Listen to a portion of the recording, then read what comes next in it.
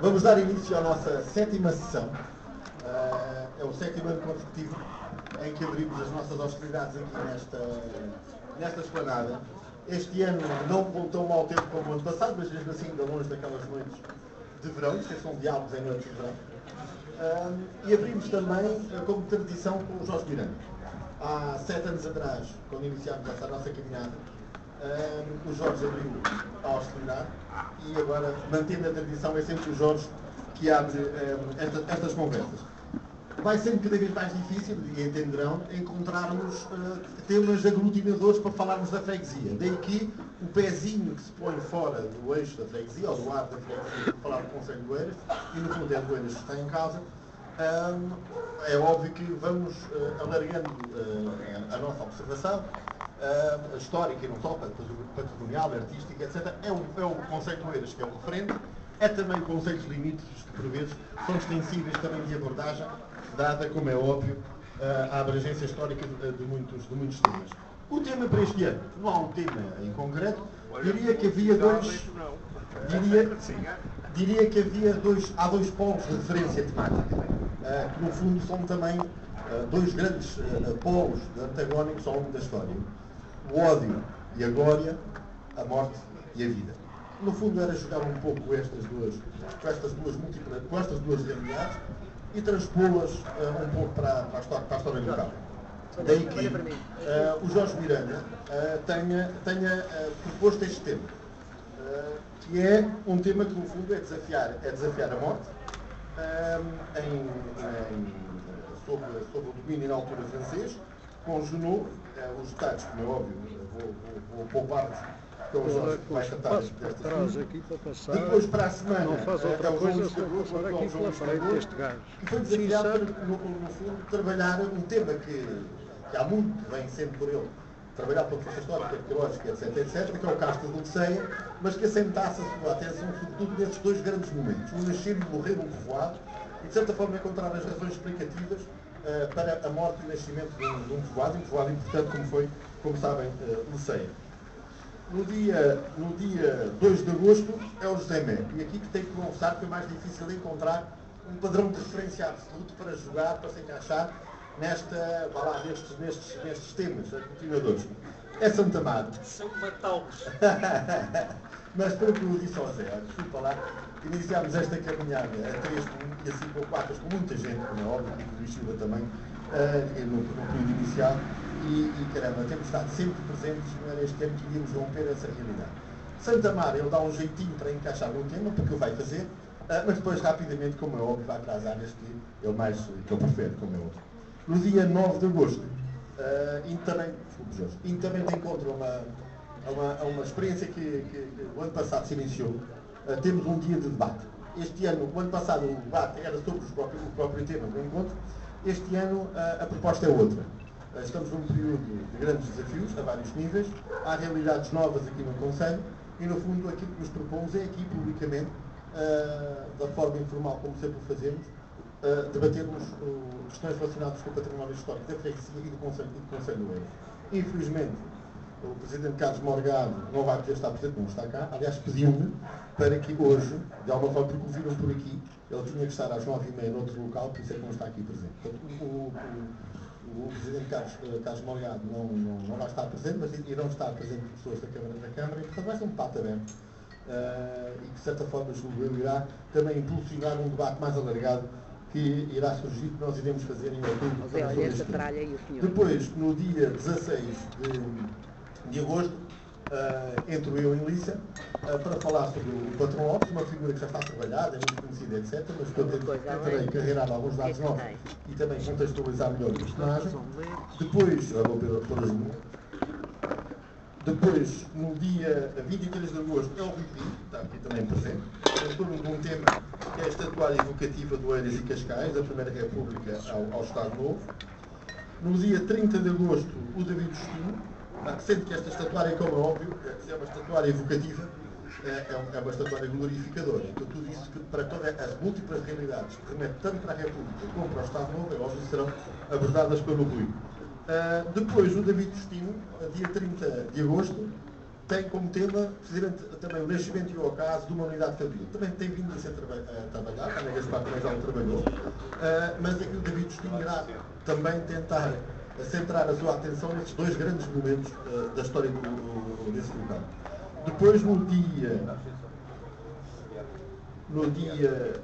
6 de setembro, o Arnaldo Pereira, também é um competente nestas nossas iniciativas, que pega de facto na figura da nossa história que eventualmente mais explicitou, se quiserem, não só apreciações como adesões extremas, isto é, ou se glorifica quase o personagem do Marquês de Pombal, ou há um ódio absoluto em torno do personagem. E isso, por aquilo que pareça, é transposto até à atualidade, tem muitas visões historiográficas e depois, como é óbvio, o Arnaldo Pereira irá trabalhar neste tema. Depois, a fechar, um tema mesmo de quase de morte, dia 13 de setembro, que é a pneumónica em Oeiras. É óbvio que o fenómeno da pneumónica tem os seus reflexos em Oeiras, portanto o percurso que o Luís irá fazer sobre este fenómeno, apesar de tudo epidémico, ainda muito mal conhecido, apesar de tudo, apesar de estar ainda muito mal conhecido, então entre nós muito mal conhecido, portanto, mesmo pandémico, não é epidémico, mesmo pandémico, uma pandemia de facto. Portanto, é esta a nossa proposta, espero que gostem. Como eu vos disse, vai ser cada vez mais difícil puxarmos para a imaginação para encontrarmos temas, mas nós continuaremos. Onde é preciso menos imaginação é para a programação das visitas. O bugio está sempre presente, e é sempre a mesma situação, voltou a repetir-se, portanto já está a lista de suplentes, etc. Depois temos uma visita a 18 de agosto ao Passeio Marítimo. Quando nós estávamos a organizar um pouco este programa, o Jorge disse, então, mas isto fizemos o ano passado, há 10 anos. Não foi não. Já foi há mais anos. Já foi há 6. E portanto, enfim, vamos repeti-la. Depois uma repetição com o José Meco, e tenho todas as lunetas outra vez. Dia 25 de agosto é a Igreja Matriz do Oeiras, mas também há envolvente histórica, com o José Meco e eu e o Jorge faremos uma perninha. E depois, para fecho de festa, no dia 8 de setembro. Então, está 8. Já foi ao final. Não tenho lá, tenho que ser. Mas isso era a mais fácil. Era o programa provisório. Estava sujeito a gajos. No dia 8 de setembro, está aqui Quinta de Cima, que é uma referência genérica, aquilo que iremos, sobretudo, ver, é a Casa da Pesca, e o percurso da Casa da Pesca pela Quinta de Cima, e depois um almoço, que foi uma proposta do Carlos Morgado.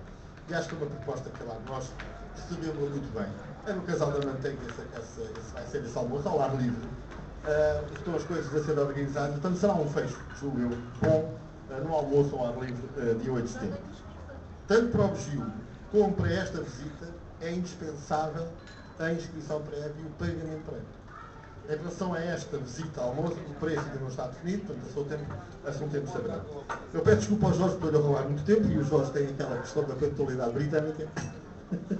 Mas o Jorge está a tomar um cigarrinho, aguenta mais um bocadinho. Eu aproveito a ocasião para divulgar uma outra iniciativa e também para dar uma nós está aqui o Rui Lemos para dar uma explicação. O Rui, vocês, naturalmente, aqueles que consomem o envio que era diário do Rui de informação por e-mail, deverão ter estranhado que ele tem estado muito quieto. Ora bem, ele está quieto porque aconteceu uma situação que só há pouco tempo, ontem, sensivelmente de noite, ele conseguiu ultrapassar.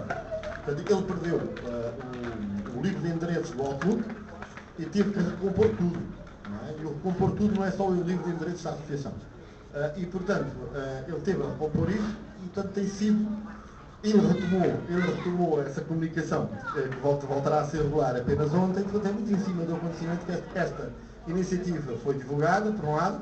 Receberão, talvez já amanhã, a informação para o nosso jantar de tertúlia da manhã 8, não é? Que é com a Ana Cristina, que já esteve para ser no mês passado, e esse jantar de tertúlia em torno da história da parede. São tópicos de leitura sobre a parede. Ela trará 2 autores consigo, portanto ainda está a iniciativa mais ou menos a ser configurada, mas da manhã 8 será o nosso jantar tertúlia de verão, esperemos com um bom tempo. E aproveito também por último para falar de uma iniciativa que eu gostava muito que fique-se realizasse, que não acontecesse o que aconteceu há 2 anos, que é a viagem em Marrocos. nossa segunda viagem a Marrocos. As inscrições estão abertas, ainda não atingimos o número mínimo. A visita a Marrocos, como está programada, é dia 28 de setembro a 5 de outubro. Será guiada pelo Abdallah Roli e por mim, eu na parte portuguesa, o Abdallah na parte marroquina. E espero que, de facto, que há pessoas inscritas que já o fizeram também na viagem passada que não se realizou, e isto não estamos muito longe de atingir o indispensável para que a visita se realize. São cerca de 28 a 30 pessoas. Portanto, se tiverem interesse, etc., há aqui informação na Casa das Cajadas que vai informação sobre esta viagem.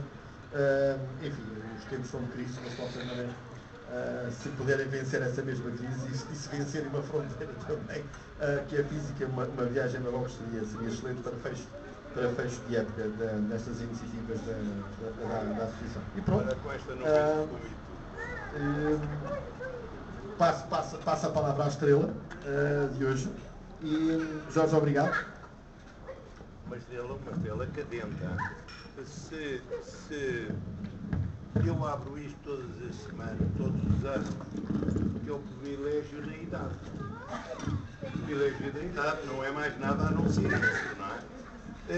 De qualquer modo, eu, embora já tenha consumido, muito obrigado, eu tinha dito que estaria aqui uma hora, cerca de uma hora, 45 minutos já me foram poupados.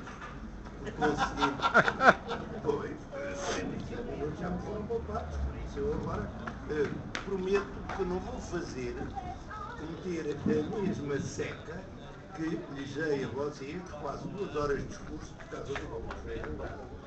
Não vou cometer isso. Vou falar hoje, eu procuro sempre falar de aspectos que não são muito conhecidos, aspectos que não foram ainda tratados. E se de facto acontece, isso refere-se muito para a comunidade pescatória de Passar. Fala-se muito na comunidade pescatória de Passar. Eu tenho a convicção, mas isto é absolutamente uma convicção, não é documentado com base documental, de que efetivamente são mais as vossas que as nossas. Não é assim com tanto peso como a tradição indica a atividade pescatória em Passar. Não há dúvida é que o papel relevante de Passar na sua relação com o mar é de facto notório. E este papel de Passar deve-se sobretudo a que Passar é um porto de escoamento de mercadorias e de pessoas. A ligação das pessoas com Lisboa fazia-se sempre pela terra. Era residual o que ia por 2 carreiras havia de barcos para Lisboa, até ao século XIX. 2 carreiras havia. O que mostra que, de facto, era o transporte de mercadorias. Vejam por onde é que saía grande parte da pedra. Por onde é que saía até os produtos agrícolas que esta terra produzia. Então, grandes quintas, que até quase todas as grandes quintas deste aro tinham os seus armazéns em Passar. Isso está absolutamente documentado. Prova de que Passar, sobretudo, era um porto de facto para a cabotagem no tempo. Isso aí. Não há dúvida também que tinha pesca.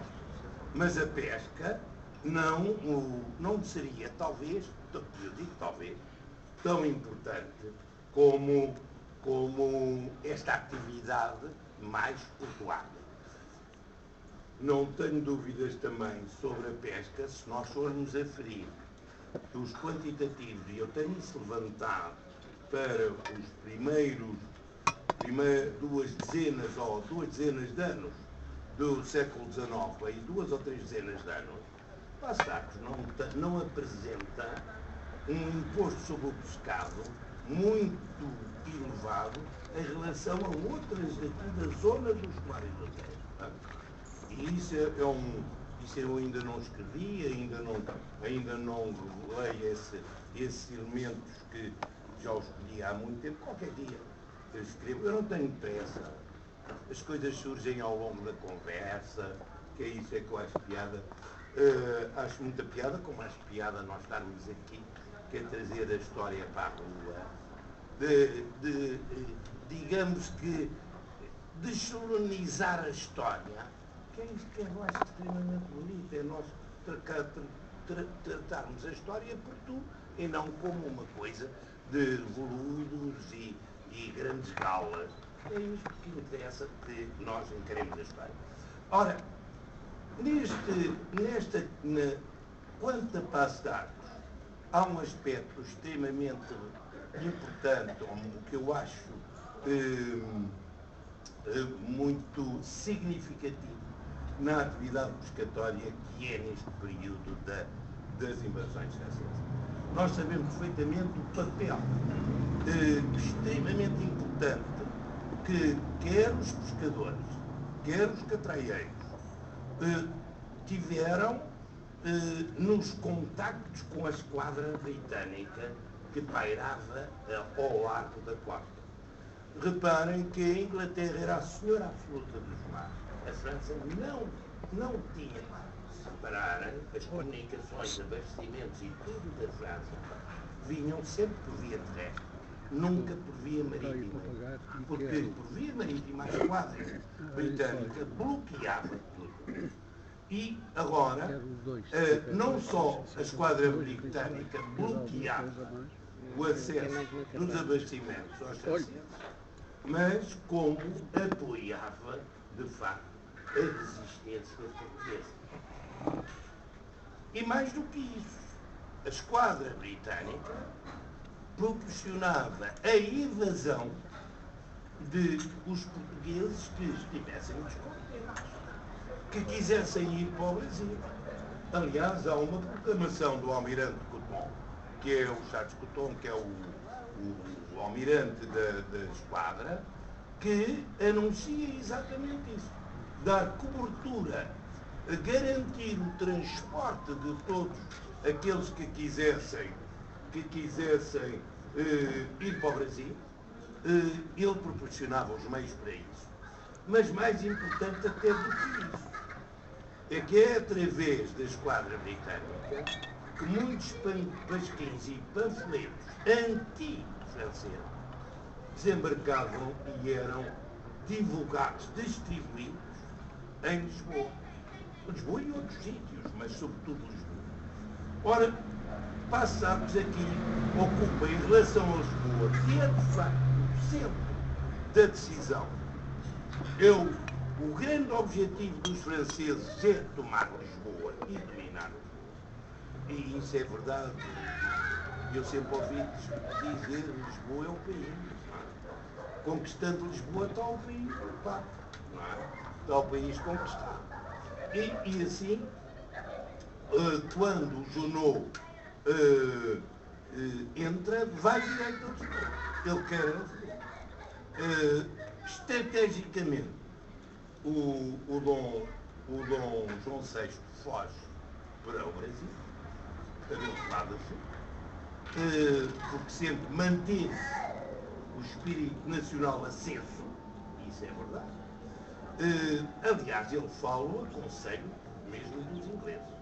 São os ingleses que estimulam, porque o Dom João VI era uma pessoa extremamente indecisa, não é? Tão indeciso que ainda nas vésperas da invasão francesa, eles estavam, aí, 2 semanas antes, uma semana antes, o Dom João VI e o seu Estado-Maior, o seu Estado, estaria convencido de que iria haver um desembarque britânico aqui para tomar Lisboa. Ora, e não há dúvida nenhuma, é que esta região toda estavam com cerca de mais de 3.000 soldados portugueses à espera de um desembarque britânico aqui. Quando vieram os franceses, estava cheio de soldados portugueses que estavam à espera do... E a fronteira absolutamente desguarnecida, claro, muito curioso.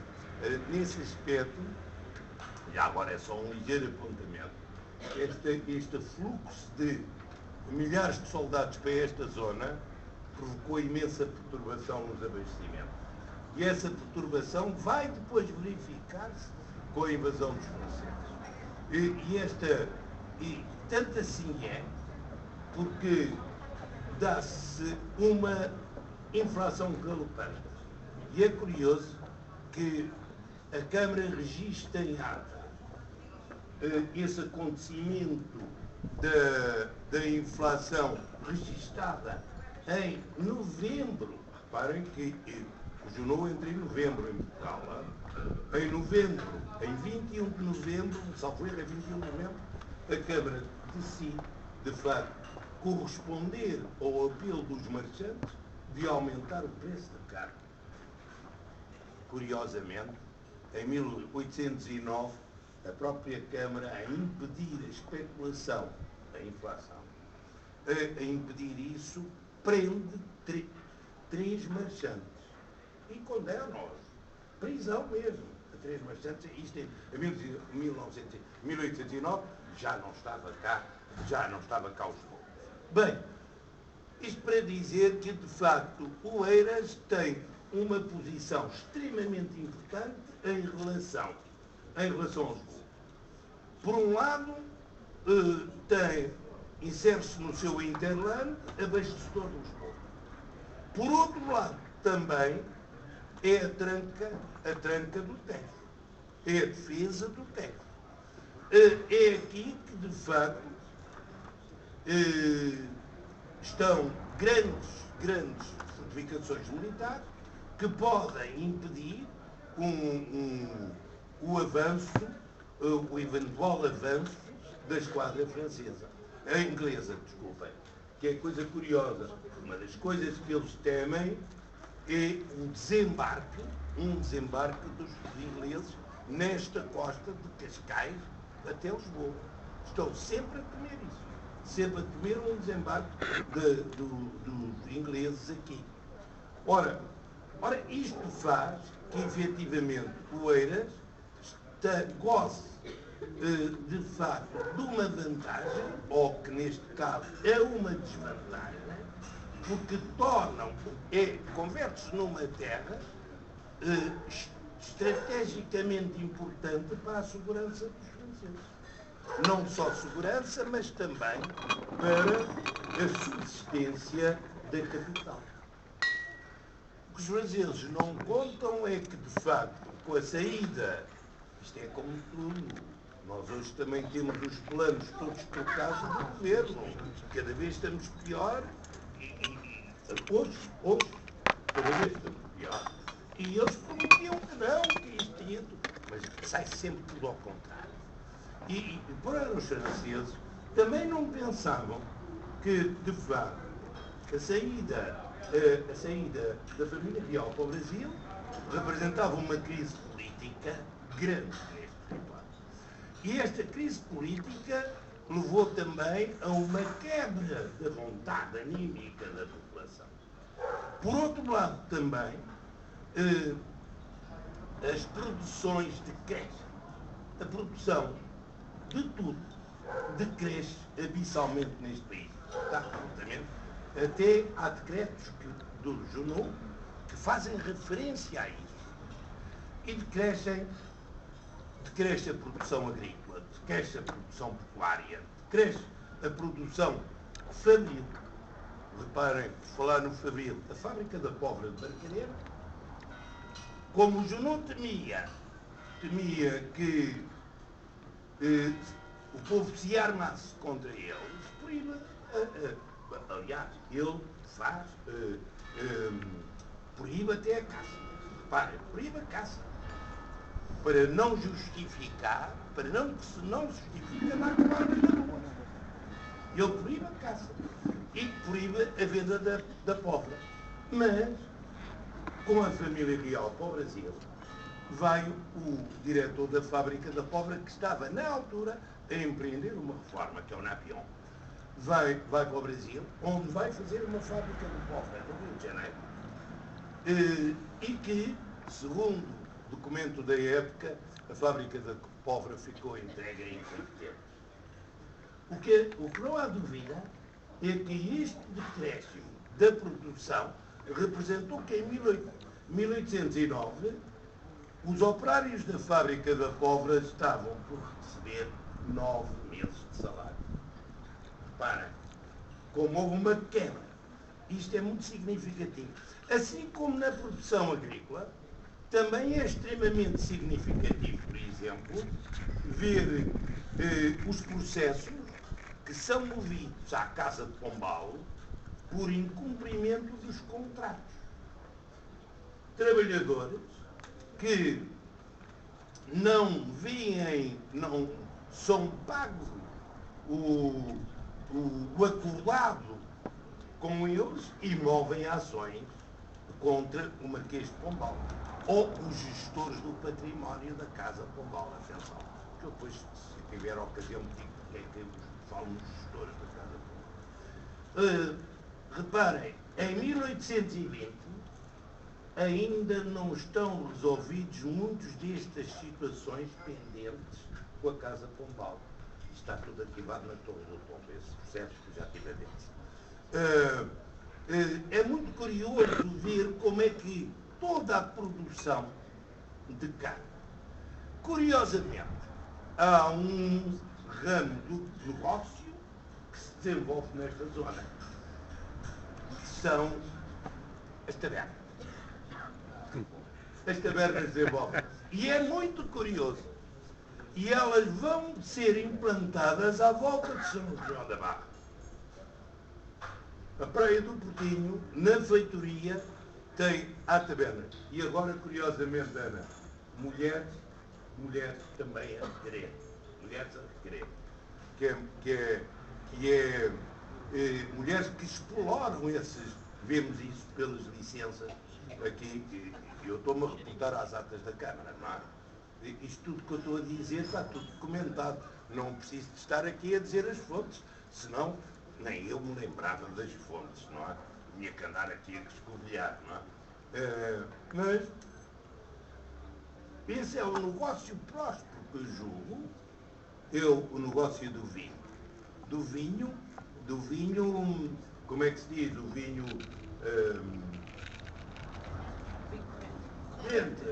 mas tem lá um outro termo. Há um outro termo. Não, pronto, é o vinho a copo, pronto, digamos, vinho a copo. Vinho a copo.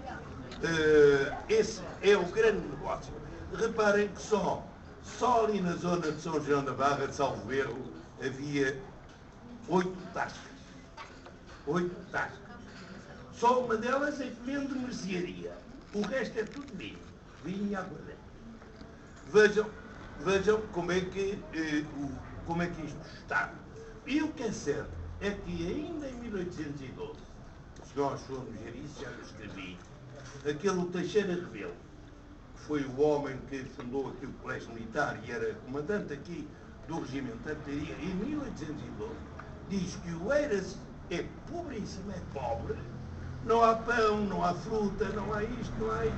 Reparem as consequências. Isto está escrito num relatório do Teixeira Rebelo.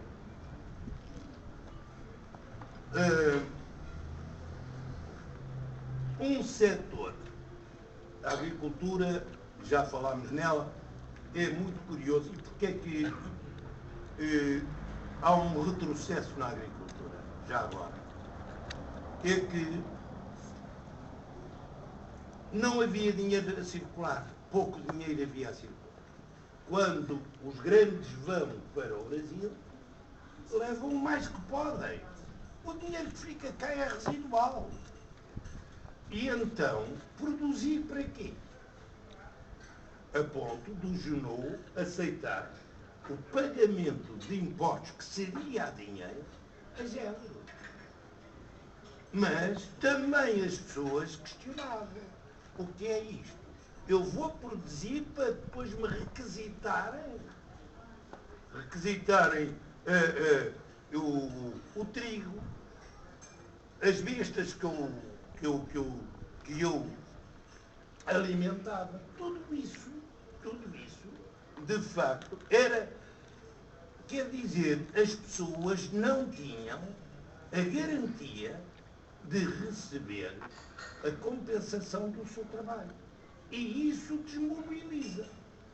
Claro está, a crise é mais que muita. E mais que muita, porque se nós formos ver, este decréscimo da atividade provoca desemprego. Mas também, eu estou-me alongado mais em todos os caminhos, mas é o quadro geral. Mas isto gera desemprego. Mas o medo que o Junot tinha do exército português fez que ele desmobilizasse as milícias e grande parte do exército tinha mais desempregados. Há imensos desempregados que só vêm agravar a situação económica do país. Digamos mesmo que isto veio favorecer banditismo. Por um lado. Mas por outro lado, nós temos que ver as coisas. Por outro lado, se nós pensarmos que começa a haver uma revolta e a progressivamente organizada.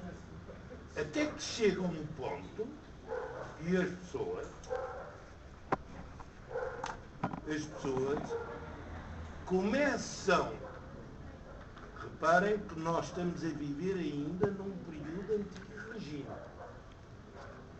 Mas as pessoas começam a assimilar aspectos contrários à essência do antigo regime. Quem levanta esta problemática muito bem é o Vasco Polito Valente, num trabalho que publicou há uns anos. Tem esta problemática muito bem levantada, que é daqueles que, nem sabendo o que é as forças liberais, já estão contra o antigo regime na prática, contra o senhor e aquela estrutura que, no fim de contas, desarticulou este país com a fuga de famílias real. Estão a ver? Sai a corte e o país fica descabeçado. A sério. Isto foi catastrófico.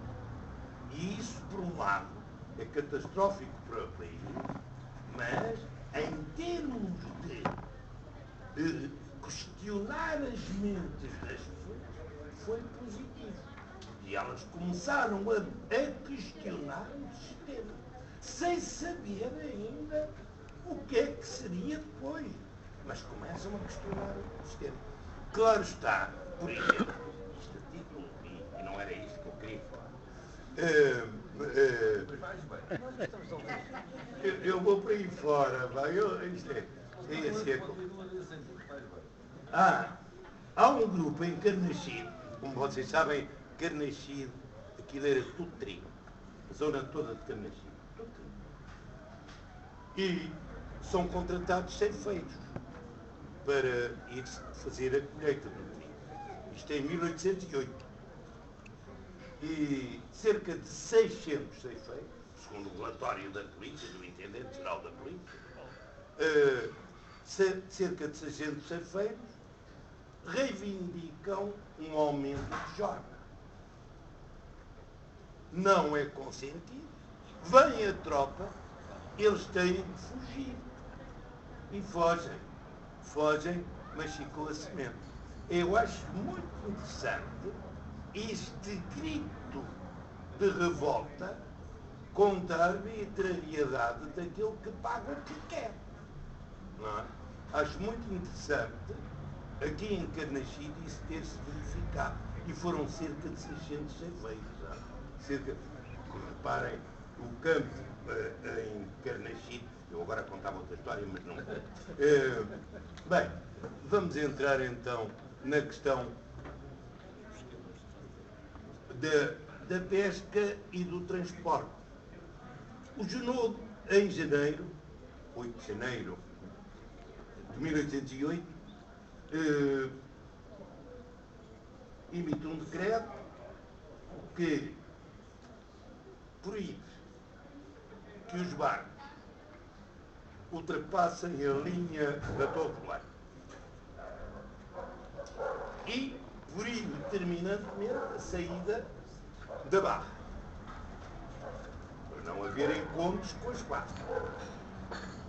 Por outro lado, impõe o regresso ao Porto da Armação antes, na altura do Porto Sol. Não se pode navegar à noite. Ele diz mesmo no decreto, se quiserem eu tenho aqui, isto que aqui trago não é para ler, é só no caso de querem dúvida, eu mostro o decreto, não é? Ele no decreto diz expressamente que esta medida é tomada para evitar o contacto com a escala britânica. Mas esta medida é só para os pescadores. E é muito curioso. É que os pescadores passam a ter todos um registro, um controle. Cada embarcação, pela primeira vez, julgo eu, que nós temos a matrícula das embarcações. Era aquilo que eu dizia no outro dia. A matrícula das embarcações. Mas só para o estuário do Tejo. Passo de Arcos tem a letra C.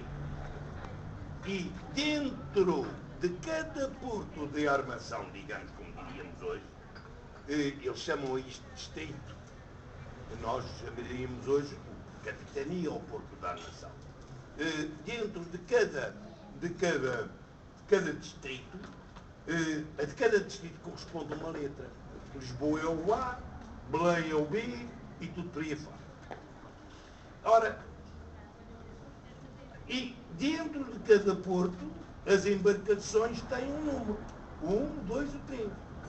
Todas essas letras têm que ser pintadas em letras grandes, de um pé, na proa e à rede de cada embarcação. Eles têm que se apresentar todas as semanas com esta cédula, onde consta a residência de cada tripulante, os tripulantes, a residência de cada tripulante de cada embarcação, têm que se apresentar todas as semanas para evitar que houvesse fugas e sempre que havia fiscalização e se porventura em face de infração o mestre ficava sem embarcação. Isto ainda era benéfico. Isto era benéfico. Em abril, o Junot, porque esta medida não resulta, o Junot aí é terminar. E todos aqueles que navegam, e agora vai para a cabotagem também, já não é restritivo dos pescadores, estão sujeitos até à pena de morte. Confisco da embarcação, prisão dos planos, que pode ir consoante os casos à pena de morte.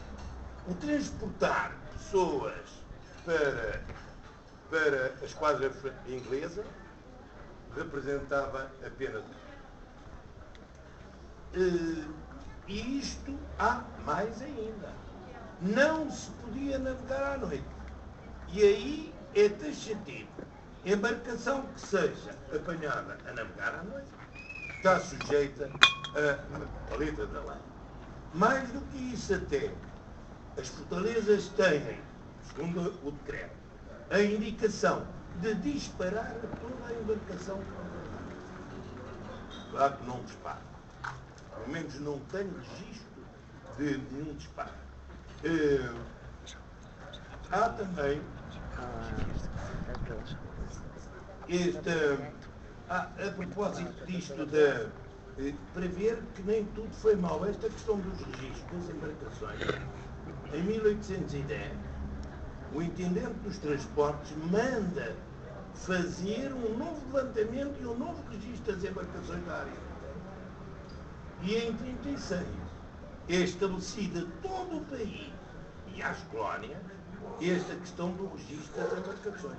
Foi inaugurado pelo João. Isto é importante para ver que também sempre houve alguma coisa positiva. Mas eu tenho que terminar com uma nota positiva. Ora, o que é que acontece aqui? Era um desafio grande aos pescadores. Os pescadores viviam mal. E era um desafio que eles tinham de receber um bom dinheiro, porque eles faziam-se pagar. Reparem, o pescador não fazia isto, patriotismo. Atenção. Eles faziam isto porque recebiam. Aliás, se nós formos ver o relato do bispo Núncio Apostólico Ibisi, que saiu por Caxias, levado por pescadores de Passo de Arcos, ele diz mesmo, custou muito dinheiro a nossa... Não ratifica. Custou muito dinheiro a saída, que foi do Núncio, do secretário dele e de 2 criados, 4 pessoas. Custou muito dinheiro. Olha, outro que diz que é aquele bispo do Rio de Janeiro, que tem aquela memória, como é que ele se chama? João Gouveia, como é que é? Era aquele que eu dizia no outro dia. Tu dizias que era João e eu dizia que era José, pois, era assim uma coisa. Esse bispo diz que pagou 15 moedas. Eu não sei qual é o valor das 15 moedas. Não é? O que é que ele quer dizer? Mas ele diz que custou muito caro. Muito caro. O embarque em Passo de Arcos. O embarque em Passo de Arcos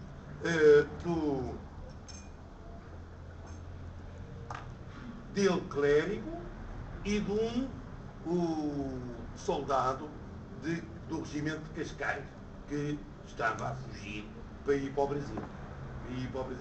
Ele não registra quem é o fulano, o nome dele só diz que é um soldado de Cascais. E agora reparem, estas transferências para a Armada Britânica eram feitas à noite. Quer dizer, eles arriscavam-se de toda a maneira. Era o embarque, era a noite, era o mar. Há um caso em que, em que eles são obrigados a regressar, depois de já terem passado até algumas mercadorias, volumes dos exilados, não é? Os que se iam exilar para a Armada Britânica, como a nova britânica, tiveram que se retirar, porque o mar não permitia a postagem. E foi recomendado mesmo para eles virem, e eles de madrugada tiveram que vir regressar à terra com os 2 personagens nessa altura que eles levavam. Normalmente eles levavam grupos de pessoas. Eu conheço 4 ou 5 casos. Reparem, isto é difícil. É difícil ficar registado, porque isto era uma operação clandestina. Isto era uma operação clandestina. Aquilo que eu sei, ou é depois por testemunhos posteriores, como este do Monsenhor Núncio Apostólico, como aquele do Bispo do Rio de Janeiro, são tudo livros posteriores que eles escreveram, depoimentos posteriores. E já fora de Portugal. Porque aqui, aquilo que nós podemos, e isso eu apurei alguns, é no arquivo da Toto Tombo, não há bocado disso, como é que se chama? Da polícia, na Intendência Geral da Polícia. Aí é que se apanha, mas apanha-se aquilo que consta e aquilo que, de facto, a propósito disto é muito curioso. A Gazeta de Lisboa, que era o único jornal que se publicava aqui em Lisboa, a Gazeta de Lisboa era totalmente controlada pelo Intendente-Geral da Polícia. Eles é que faziam mesmo a Gazeta de Lisboa. Eles faziam a Gazeta de Lisboa e era um instrumento político. E há 4 pescadores da Trafaria que são apanhados em flagrante. E quando esses 4 pescadores são apanhados em flagrante, a Gazeta de Lisboa noticiava isso, que 4 fulanos foram apanhados e dizem, e isto é muito curioso, é preciso saber que a Gazeta de Lisboa era escrita mesmo na Intendência Geral da Polícia. Está absolutamente apurado. Que era escrito. E eles dizem, mas nós sabemos que em frente da travaria também há quem faça o mesmo. E eles estão debaixo do nosso olho. Eles estão a ser controlados. Era a população de Passar, os pescadores de Passar, que estavam absolutamente controlados e sabiam perfeitamente o que estava a passar. Sabiam perfeitamente o que estava a passar. E por isso aumenta o risco. Aumenta o risco. Risco. E isto foi um caso muito mal parado. Foi quando caiu sobre eles a suspeição de eles terem trazido 8 tripulantes num barco, terem trazido um espião para a terra. E isto está documentado também por uma carta escrita para o Brasil, pelo juiz de fora de Cascais, em que esses 8 pescadores, logo de imediato, foram condenados à morte. E o advogado argumenta, dizendo que não, e como não foram apanhados em flagrante, a argúcia e a argumentação do advogado foi suficiente para, de facto, e eu vou-lhes dizer porquê, que essa pena, que de imediato tinha sido por um oficial subalterno, tinha sido atribuída a eles, essa pena foi levantada. E foi levantada por quem? E isto, de facto, eu tenho que acabar com uma nota positiva. E com um general, o Jean-Pierre Travot, que era o general francês, que comandava todo esta costa ao ocidente de Lisboa. E isto ele tomou logo este encargo no dia 30 de novembro, logo que o general ia para Lisboa. Foi logo cometido aqui. Este Travot, o Napoleão no seu testamento diz, homem honrado e virtuoso, é assim que ele diz. Era um general que talvez é diferente daquilo que nós habitualmente ouvimos falar dos franceses. Tanto que, quando a proclamação do Junot, quando ele vai para o Vimeiro, a capital, ele não tinha ninguém em Lisboa a substituí-lo. Ele é que era o dono de Lisboa, o Junot. E quando ele vai para o Vimeiro combater, ele faz uma proclamação ao povo de Lisboa e diz que deixa Lisboa entregue ao general Travot e acrescenta que quer os habitantes de Oeiras e de Cascais muito prezam este general. Ele ganhou, qualquer coisa assim do género, se quiserem eu ter isso escrito. Ele ganhou, de facto, essa aura de justiceiro aqui nesta zona. E é coisa curiosa também, e de facto, depois comentaristas portugueses dizem que, de facto, depois da vitória britânica sobre o Junot em Vimeiro, as coisas em Lisboa estiveram muito quentes e que este Travot, pelo seu equilíbrio, é que conteve as coisas de maneira a que o exército francês não cometesse uma carnificina em Lisboa. Isto diz até o general um general português, que é o César, diz isso. Curioso também, um daqueles panfletos que se fizeram a seguir, jocosos, contra os franceses, logo após setembro de 1809, não é? 1808, logo após setembro de 1808, saem em Parda, e mesmo em setembro já saem uma data de coisa, onde também um célebre senhor aqui natural de Passo de Arcos se notabilizou nas coisas que escreveu anti-gaulesas e também pró-liberais, que é aquele José Pedro da Silva, mais conhecido pelo José Pedro das Luminárias, que era o dono do Nicola e do Parras no Possível. E é das Luminárias porque ele iluminava o seu café, o Parras, grande protetor do bocage, etc. Este fulano editou uma série de documentação, era daqui de passar. Isto é um parente só. Isto bem, às vezes, eu limito-me aqui muitos dos meus parentes. Mas um desses textos que se escreveram é um diálogo extremamente jocoso, em que põe em causa todos os generais e depois diz quanto ao jornal Travou, dizem que a população de Cascais e de Oeiras muito gostam deste senhor e que choraram o Travou quando ele foi embora.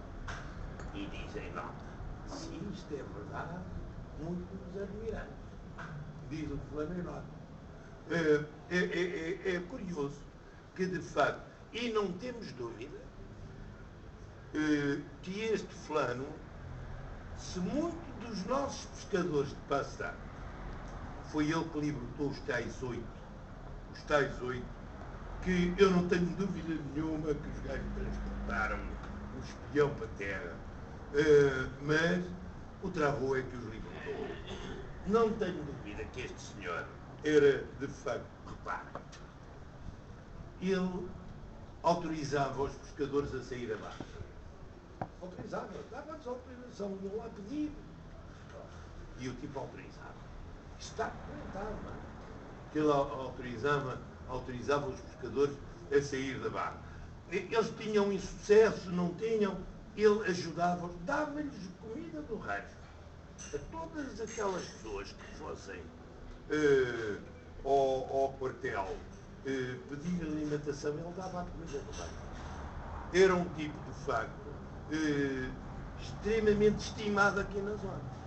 Mas o facto de ser estimado aqui na zona não quer dizer que não houvesse um grande sentimento anti-francês aqui na zona. Como havia em todo o país, digamos. Não vou dizer a generalidade, evidentemente que não. Mas que havia, de facto, um sentimento muito grande anti-francês.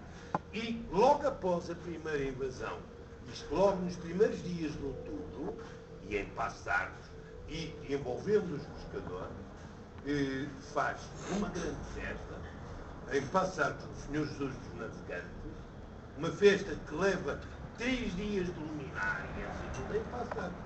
Isto em outubro de 1808, após a saída dos franceses, com missa, com uma missa solene, com canto e tudo, faz um cerimonial todo congratulatório da saída dos franceses. E isto animado, de facto, até pelo superintendente da pesca em Passo de Arcos. E Passo de Arcos, assim, esteve animada durante aqueles diazinhos a louvar a saída dos franceses, embora dias antes, uma semana antes, 2 semanas antes, tivesse chorado. E é verdade, porque há depoimentos da época que diz que o Travou e as pessoas choravam, foram à estrada despedir-se dele. Foram à estrada despedir-se deste general. É um caso único, de facto. E o que é certo é que esta gente de Passo de Arcos encontrou neste travou, e particularmente os pescadores e as pessoas daqui mais carenciadas, encontraram neste travou um forte pilar, um forte apoio, um tipo que de facto teve uma visão humana das coisas. Eu estou-me a lembrar do Juiz de Fora de Cascais. O Juiz de Fora de Cascais tem um relato fantástico sobre estas coisas. E quando me dizem que Cascais não tem história nenhuma sobre os franceses, eu digo, pode ser, é que não sabem. Leiam e encontram. E este Juiz de Fora, isso é outra conversa. Este Juiz de Fora diz que, de facto, a propósito do hastear da bandeira, ele ficou indignado. E diz-lhe o oficial francês, General, deixa as coisas, isto não é contigo. É deixar as coisas, tu se fizeres qualquer coisa só te vais prejudicar a ti, dizia o oficial francês. Está tudo escrito por ele. E ele mesmo diz que eles são os vândalos, eles são isso, são aqueles outros, mas há um que de facto ele com quem ele se entendia e que ele até diz este com quem o Juiz de Fora fala, diz qualquer coisa, eles que resolvam, eles mandaram fazer, deixa-te andar, tu é que te vais tramar-se. São as palavras dele, a ideia é esta, evidente, não ia dizer vais tramar, não é? E eu também utilizo esta linguagem, embora julgo que não escandalize ninguém que esteja aqui por utilizar esta linguagem. Não é uma linguagem, não é um sítio académico, é um sítio de convívio. Mas o que é certo é isto, é que de facto os pescadores de Passo de Arcos desafiaram a morte, desafiaram de facto os franceses e tiveram um papel preponderante nesta questão das ligações à esquadra britânica. Não há dúvida nenhuma que muitos deles ganharam montes de dinheiro com isso. Com certeza que sim. Durante a guerra não houve aqui montes de oportunistas que ganharam dinheiro. Também. Há sempre quem ganha com a desgraça, com a guerra. Há sempre. E, aliás, ganharam. Alguém iria desempenhar esse papel. Se não houvesse ninguém que desempenhasse esse papel, também havia determinadas coisas que não chegavam a ter concretizado. De esta ligação à Armada Britânica era fundamental. Mas eu não disse, mas é curioso. Vocês sabem que os pescadores de Passo de Arcos chegavam a levar alimentos frescos para a Armada. Estás frio. Para a Armada inglesa. Leite, fruta, etc. E eles, hortaliças. E eles levavam isso para a Armada. Vejam bem o papel fantástico, embora arriscado, que estes pescadores de Passo de Arcos tiveram. E isto, para mim, isso até agora não tinha sido assim. Isto, eu conheço 7 ou 8 casos de transporte. Reparem, como eu disse há pouco, é difícil, porque isto era uma atividade clandestina. E o clandestino não se divulga. Não é? É difícil conhecer isto. Mas conseguimos, de facto, arranjar aí uns 7 ou 8 casos de que, comprovadamente, eles faziam esse transporte. E mais, até aquilo que se dizia do travou, que os deixava sair da barra, etc. Dava-lhes autorização para isso. E com isto, julgo que cumpri o meu propósito de divulgar esta faceta dos pescadores de Passo de Arcos. E agora estou a ver.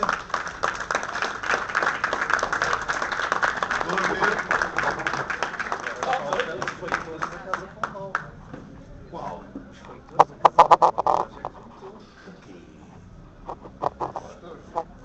Os gestores. Isso é para outra coisa. Isso é para outra palestra. Olha, não há nada, pois não? Vou ver no café. Não tinha só uma pergunta se for. Diga. É possível. Quando o senhor fala que Eu posso saber, tiro o doutor.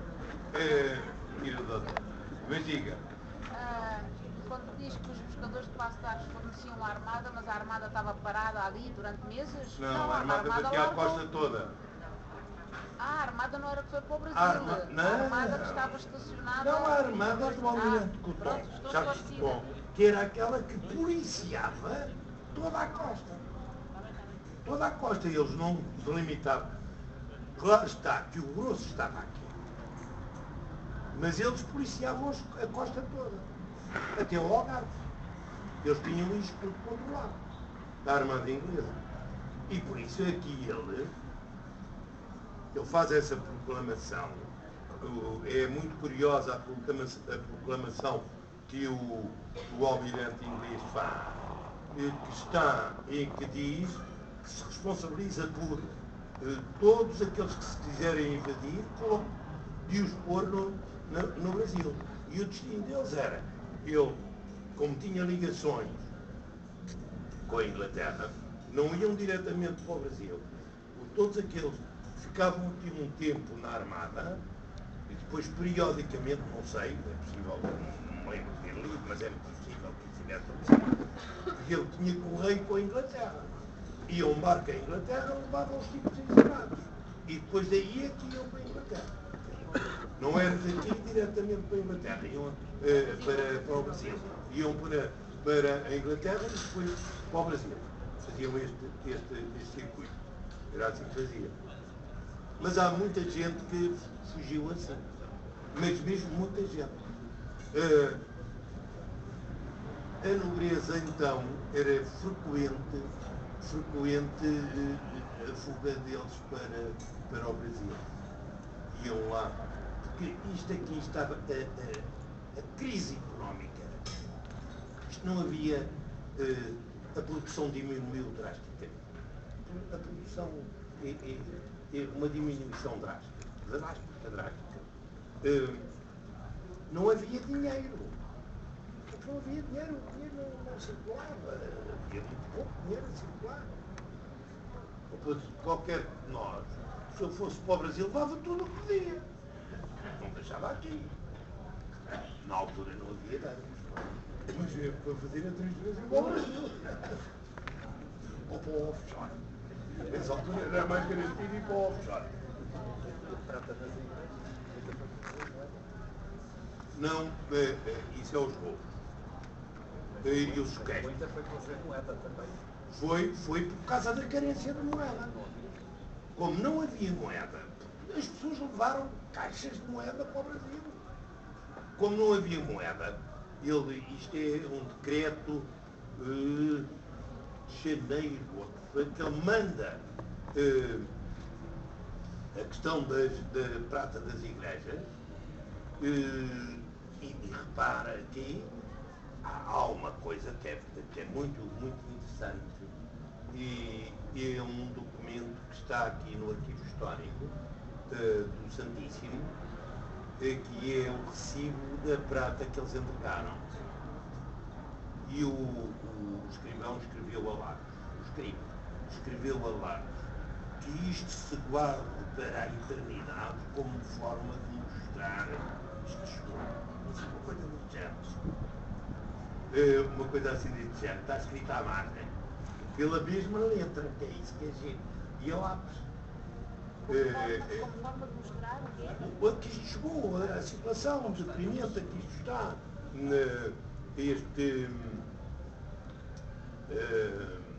ao estado lastimoso a que isto chegou. À lástima a que isto chegou. Pronto, é esta a ideia dele. E eu julgo que ele utiliza mesmo a expressão lástima a que isto chegou. Mas o Caxias foi também os castiçais, o serviço de chá, isso tudo desapareceu do Palácio Real de Caxias. Aqui houve uma em São Romão, Camachito, escapou escapou São Romão de Canaxide. Escapou São Romão de Canaxide porque uma senhora muito devota de Canaxide tinha sido lavadeira da Marquesa da Lorna. E a Marquesa da Lorna tinha relações com os franceses. E então ela interferiu, a Marquesa da Lorna, interferiu, e eles não sequestraram, de facto, quer a prata, quer o ouro de Canaxide. E aquela grande cruz processional de Canaxide, que deve ser a coisa mais bonita em orivesaria que há aqui no Sacra, que há no Conselho de Oeiras, ficou cá.